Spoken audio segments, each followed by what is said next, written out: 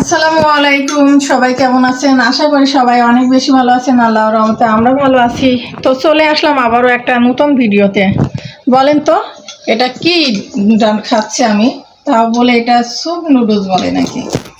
তো যাই হোক, এটা স্যুপ নুডলস খাচ্ছি। আর এটা দেখি খেয়ে দেখতেছি মজাই লাগছে। এখানে এসে এখন একদল লোক বলবে এরা খ্যাত একদম কিছুই চিনেন না।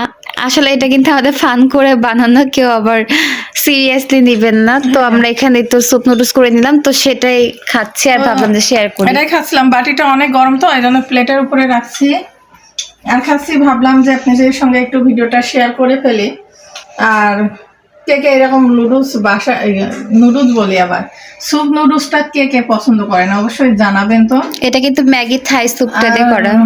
আমার ছেলে খুব বেশি পছন্দ করে মেয়ের সাই থেকে, তাই তো রান্না করলাম। ভাবলাম খাচ্ছি আপনাদের সঙ্গে একটু ভিডিও শেয়ার করি।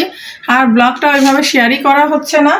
তো যাই হোক, আমাদের ব্লগটা কেমন লাগছে অবশ্যই সবাই কমেন্ট করে জানাবেন।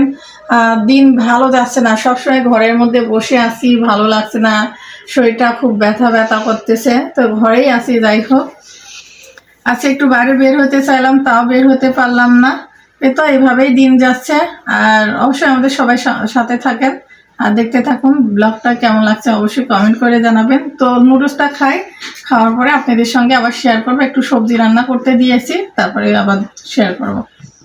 এই তো রান্নাঘরে চলে আসলাম। সিম, আলু, মূলা, পালং শাক, ধনিয়া পাতা দিয়ে আর এই যে দেখুন একটা সবজি রান্না করব। আর শীতকালীন সবজি তো খেতে কিন্তু অনেক ভালো লাগে। তো ভাবলাম রান্না করি আর আপনাদের সঙ্গে একটু শেয়ার করে ফেলি। আর শীতকালে কে কে এরকম সবজি খেতে পছন্দ করেন অবশ্যই কমেন্ট করে জানাবেন। তো আমার কাছে কিন্তু অনেক ভালো লাগে। তো ভাবলাম যে আপনাদের সঙ্গে একটু শেয়ার করি। আর এই তো রেসিপিটা বেশি একটু শেয়ার করলাম না, অল্প একটুই আপনাদের সঙ্গে শেয়ার করলাম। তো পরবর্তীতে এই রেসিপি যদি কেউ দেখতেছেন অবশ্যই কমেন্ট করে জানাবেন, তাহলে আপনাদের মাঝে এরকম রেসিপিগুলি নিয়ে আসতে পারবো। সুন্দর সুন্দর সবজি রেসিপিগুলি খুবই ভালো লাগে। আর শীতকালীন সবজি তো অসম্ভব ভালো লাগে। আর পালং শাকগুলি কিন্তু খেতে অনেক ভালো লাগে। আর পালং শাকটা খেতে কিন্তু দারুণ লাগে। আর যেভাবে রান্না করেন না কেন সেভাবে কিন্তু সুন্দর লাগে, তাই না? তো যাই হোক, এই যে মেখে নেওয়া হয়ে গেছে। আর এখন আমি হাতের সাহায্যে একটু পানি দিয়ে দেবো। আর রান্না শেষে পেঁয়াজ, রসুন আর একটু পাঁচফোড়ন দিয়ে বাগার দিয়ে নিব। আর আপনাদের সঙ্গে সেটা শেয়ার করা হলো না, যাই হোক পরবর্তীতে শেয়ার করবো। দেখতে থাকুন। রান্নাবাড়ি তো করতেছিলাম, রান্নাবাড়ি করতে করতে চলে আসলাম আবারও ভিডিওতে। তো রান্নাটা শেষ করে ভাত বসিয়ে দিয়ে চলে আসলাম। তো এখন সন্ধ্যার সময়, তো ভাবলাম যে ভিডিওটা বেশি বড় করব না, ভিডিও শেষ করে দেব। তো ততক্ষণ আপনাদের সঙ্গে একটু কিছু গল্প করে তারপরে ভিডিওটা শেষ করে দেব।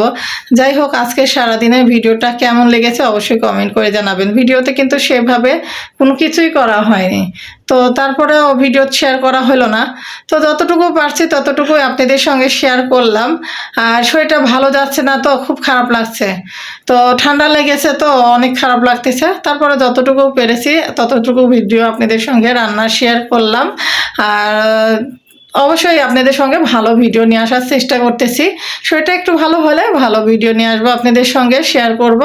আর ততক্ষণ পর্যন্ত আমাদের সঙ্গে থাকুন আর আমাদের ভিডিওটি দেখতে থাকুন। আপনাদের কাছে কেমন লাগে অবশ্যই সেটাও কমেন্ট করে জানাবেন। যারা ইউটিউব চ্যানেলটি সাবস্ক্রাইব করেননি অবশ্যই ইউটিউব চ্যানেলটি সাবস্ক্রাইব করবেন, ফেসবুক পেজটি ফলো করবেন। তো যাই হোক, এখনকার মতো বিদায় নিব। সে পর্যন্ত সবাই ভালো থাকবেন, সুস্থ থাকবেন। আর আমার ফ্যামিলির জন্য দোয়া করবেন, আমার জন্য দোয়া করবেন। তো এখনকার মতো বিদায় নিচ্ছি। আল্লাহ হাফেজ। আপনারা সবাই সাবধানে থাকবেন। আসসালামু আলাইকুম।